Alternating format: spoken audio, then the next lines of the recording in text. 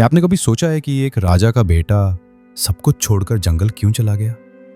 क्यों एक इंसान जो हीरे मोती ऐशो आराम में पला बढ़ा वो भिक्षा मांगने वाला बन गया?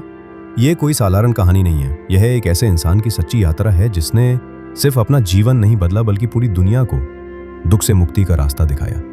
यह कहानी गौतम बुद्ध की। चलिए आज हम उनकी जिंदगी की कहानी को दिल से महसूस करते हैं।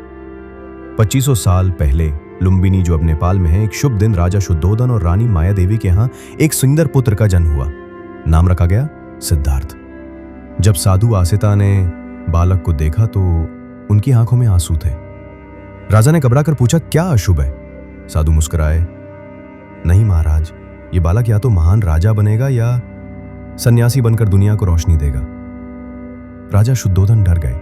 वो नहीं चाहते थे कि उनका बेटा सन्यासी बने, इसलिए उन्होंने सिद्धार्थ को महल में बंद कर दिया, दुख, बुढ़ापा, बीमारी और मौत की सच्चाई से दूर। लेकिन सच्चाई कभी छुपती नहीं।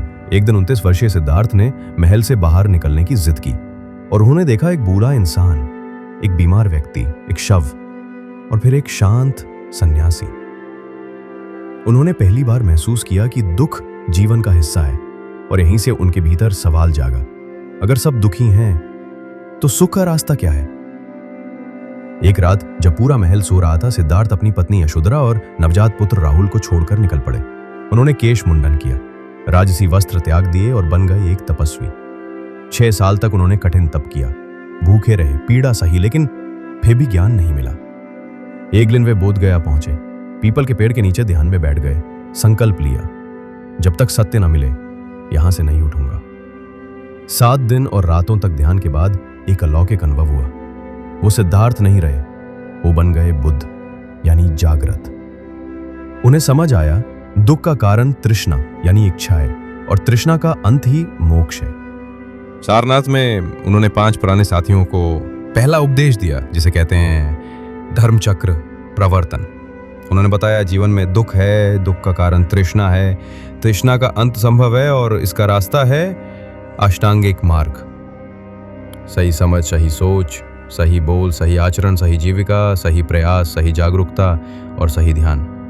राजा से लेकर भिक्षु, किसान से लेकर कोतवाल तक सभी उनके अनुयायी बनते गए। एक बार एक हत्यारे अंगुलीमाल ने उन्हें रोक लिया, लेकिन बुद्ध ने उसकी आंखों में देखकर कहा, मैं रुक गया हूं, अब तू भी रुक जा।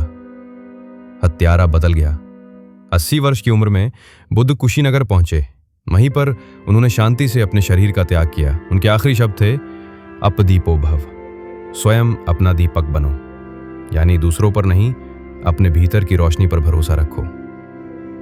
आज जब हम भागदौड़ में फंसे हैं, जब हम दुख, क्रोध, लालच और भ्रम से घिरे हैं, तो बुद्ध की बातें और भी ज्यादा जरूरी हो जाती हैं, क्योंकि उन्होंने जो सिखाया वो किसी धर्म या जाति के लिए नहीं था, वो हर इंसान के भीतर की शांति के लिए था।